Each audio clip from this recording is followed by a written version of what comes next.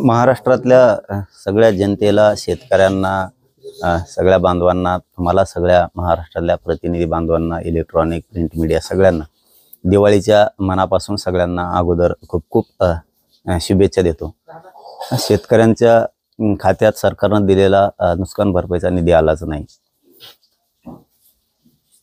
शेतकऱ्यावरती संकट आलंय, संसार उद्ध्वस्त झालेत, त्यांना हातभार लावणं ही जबाबदारी होती। पुन्हा संकटाचे भोग सरकारमुळे शेतकऱ्यांना भोगायला नको होते, परंतु आता सरकार शेवटी तात्पुरता आनंद देणारं सरकार आहे। आणि हे आज नुसते हेच नाही तर 75 वर्षापासून शेतकऱ्याच्या पदरात असेच पडलेत की फक्त आशा लावायची, द्यायचं काहीच नाही। त्याला एक मन सुद्धा आहे, पण आज चांगल्या दिवशी मला ती सांगायची नाही। नसता ते आशाला लावायचं आणि पुढे आहे बघा टिंब टिंब दाखवायची अशी सवय। आता ते शेतकऱ्याला त्यांना दाखवावं लागणार आहे एखाद बार। आशाला लावायचं आणि टिंब टिंब काय आहे ना, तर ते आता दाखवावंच लागणार आहे शेतकऱ्यांना। आपण लढू। दिवाळी पाडवा भाऊबीज झाल्याच्या नंतर सगळ्या शेतकऱ्यांच्या राज्यात असणाऱ्या तज्ञांना, अध्यक्षांना आपण अंतर्वलीत बोलून घेऊ, चर्चा करू त्यांच्याशी आणि त्यानंतर मग राज्याची बैठक लावू मोठी आणि तिथं तारीख आंदोलनाची डिक्लेअर करू। आपल्याला रस्त्यावर आणून कपडे फाडावच लागणार आहेत सरकारची, त्याशिवाय आपल्याला न्याय मिळणार नाही। नसं जसे 70 वर्षे गेले तसे अनेक पिढ्या आपल्या पुढच्या सुद्धा जातील। आता नाही जाऊ द्यायची, एकदा सगळ्यांनी ताकद लावायची। शेतकऱ्याच्या सन्मानासाठी आपला सन्मान सगळ्यांनी सोडून द्यायचा आणि शेतकऱ्याच्या सन्मानासाठी आंदोलनात उभा राहायचं। 2 सप्टेंबरचा जो शासन निर्णय आहे तो रद्द करावा या मागणीसाठी ओबीसी ते आक्रमक होताना पाहायला मिळत आहे। ठिकठिकाणी मोर्चे निघत आहेत, नागपूरला निघाला, अनेक ठिकाणी निघाले।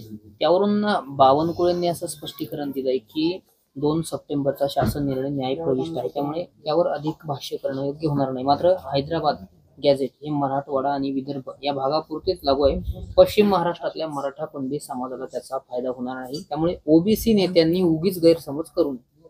ती राजकीय अस्तित्वासाठी चाललंय त्यांचं, ओबीसीचं त्यांना देणं घेणं नाही। सगळ्यात महत्वाचं त्यांना राजकारणासाठी ओबीसीचा वापर करायचा, सभाला गर्दी करायची, मोर्चाला गर्दी करायची। ओबीसी नेत्याची धडपड फक्त तेवढ्यासाठी चालू आहे, ओबीसीच्या हितासाठी नाही। आणि दुसरा मुद्दा, तो जे कोणी रद्द करू शकत नाही। कोणाच्या बापाचे टप्पर नाही त्याला हात लावायचं। मी आहे ना इथं, मी बघतो ना कोण कोण काय काय करतात। त्या जे मुळे मराठवाड्यातला मराठा एक ना एक दिवस सगळं आरक्षणात जाणार, पुरा कोणी राहत नाही। आणि बावनकुळे साहेब ते म्हणणं आहे तुमचं की त्या 5 जिल्ह्यासाठी, मग मराठवाड्यात 5 जिल्हे होते पहिले, आता त्याचे 8 झाले। आता जे आर त्याच्यासाठी आहे ना, आता 17 संस्थांसाठी, पश्चिम महाराष्ट्रासाठी निघत मी चाललोय बरोबर। आणि मराठ्यांनी दम्माने जावं ही सुद्धा माझी अपेक्षा। पण हे नेते सातत्याने आक्रमक होत आहेत की हा जो जे आर आहे तो ओबीसी आरक्षणावर घाला घालण्याचा असलं म्हणतायत। दुसरीकडे देवेंद्र फडणवीस म्हणतात की ओबीसी आरक्षणाला कोणताही धक्का लागत नाही। नेमकं खरं काय मानायचं, खरं काय आणि खोटं काय? नाही, आमचं तर खरं आहे, आम्हाला माहित नाही, फक्त तात्पुरता आनंद नकोय याच्यातला मी आहे। मला कृती लागती।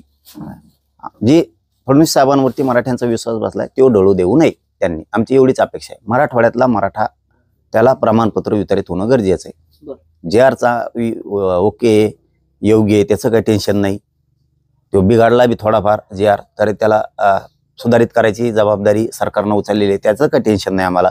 प्रमाणपत्र वितरित पाहिजे, नाही तर फडणवीस साहेबाला असं वाटेल इकडे ओबीसीला आम्ही म्हणतो तुम्हाला धक्का लागत नाही म्हणजे ओबीसी खुश मतदानापुरता, आणि मराठ्याला सांगायचं तुम्हाला जे आर दिलाय म्हणजे मतदानापुरता मराठा खुश, हे मायापैकी चालत नसतं।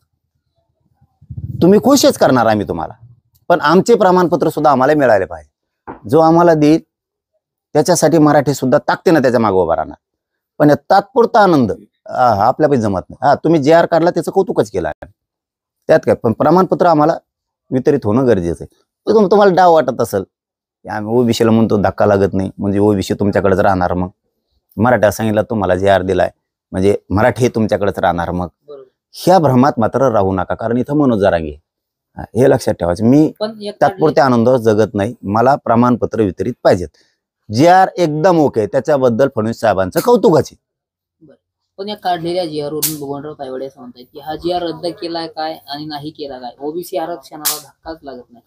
म्हणजे तायवाड्यांची भूमिका, भुजबळ आणि वडेट्टीवार यांची भूमिका यामध्ये कुठेतरी फुटपार करणं वाटतंय। त्या तायवाडे भाऊला एकच सांगणं आहे आमचं, फक्त बाकीचं नाही। त्यांनी इतके दिवस विरोध केला, आम्ही त्यांना बोललो नाही एक शब्दानं, कारण ते वयानं मोठे दिसतात, ज्येष्ठ दिसतात. ते कोण आहे आम्हाला माहित पण नव्हतं. यांनीच सांगितलं की ते कुणबी मराठा आहेत म्हणून. आधी माहित बी नव्हतं.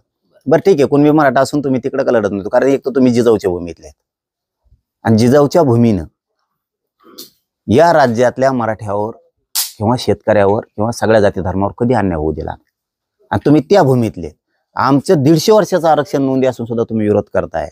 म्हणजे आम्हाला तुमच्याबद्दल ना आता ती घृणा जी असते ना ती यायला लागली. त्याचं कारण पण तसंच आहे. तुम्ही त्यांच्याकडूनच राहा, हरकत नाही. अरे पण तुम्ही ज्यांच्याकडून त्याचे काय बोलतेत राव, तुम्हाला ते जातवान कुणबी मराठा हे नाही ऐकून घेऊ शकत. बोगशेन काय म्हणते त्यांना इतकं वयाचं असं तरी त्यांसंग झिंडत येत असले स्वाभिमानी विकलेले ना आम्ही नाही बघितले. आणखी कुणबी नाही बघितला आणि मराठा बी नाही बघितला, आणखी आतापर्यंत नाही बघितला. अरे जेव्हा आपल्याला कसले घाण दुसणे द्यायला लागलाय, अवमान करायला लागलाय, हिनवायला लागलेत या तायवडे भाऊला, तरी हे तिथंच लाळ घोटीत येत. एखादा लाथ आणि ठोकील ना चाल सरक म्हणून बाजूला. जातवान कुणबी आहे, मी मराठा. मी सत्याच्याच बाजूने बोलणार. मराठे हे पूर्वीपासून कुणबीत आहेत, आता मी इथून पुढे म्हणणारच. ते म्हणा सोडून जे याला घाण घाण बोलते त्यांच्याच बाजून राहते. काय असले कुणबी मराठे नाही बघितले आम्ही. जातवाना चल कुणबी मराठा सहनच नाही करू शकत. म्हणजे कुठेतरी तायवाड्यांचं चुकतंय मग. अरे चुकत नाही तर काय, घाण बोलते ज्याच्याकडून राहते तेच घाण तुमचे टिंगल उडवायले, तेच तुम्हाला हिनवायला लागले. जातवान कुणबी राहू शकत नाही अशा ठिकाणी. अशा ठिकाणी राहू शकत नाही आणि जातवान मराठा बी नाही राहू शकत, कारण आम्ही दोन्ही एकच आहेत. कुणबी मराठा वेगळा नाहीच. आत्ता माहित झालो आम्हाला हे कुणबी मराठा आहे म्हणून. माहित पण नव्हतं आम्हाला. वाटलं तेच एक आहे की चाललंय त्यांचा वाजवतोय नागारा तिकडे, चलू दे कवर बी वळले. अरे पण तू जिजाऊच्या भूमीतले तुम्ही आमचे आहेत. बरं तुम्ही ते आमचे असून त्यांच्या कोण का लढणार, पण तुम्हाला सन्मान तर पाहिजे ना. हिनवायले तो या वयात जर असं हिनविलं ना यायला आमच्यासारखा असा तुटून पडला असता. दीपावली आहे, सगळीकडे सण उत्सव साजरा केला जातो. तुम्ही केली कधी दिवाळी?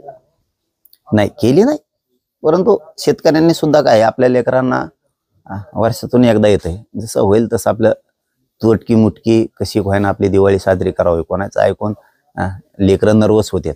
संकट हे आपल्या पाठीला पोहोचलंय. जसं असेल तसं 2 घासं गोड लेकरांना खाऊ घालावेत, कारण त्या येणाऱ्या सोयाबीनमधून येणाऱ्या कापसातून आमच्या लेकरांना थोडेफार कपडे मिळणार होते, 2 घास गोड मिळणार होते.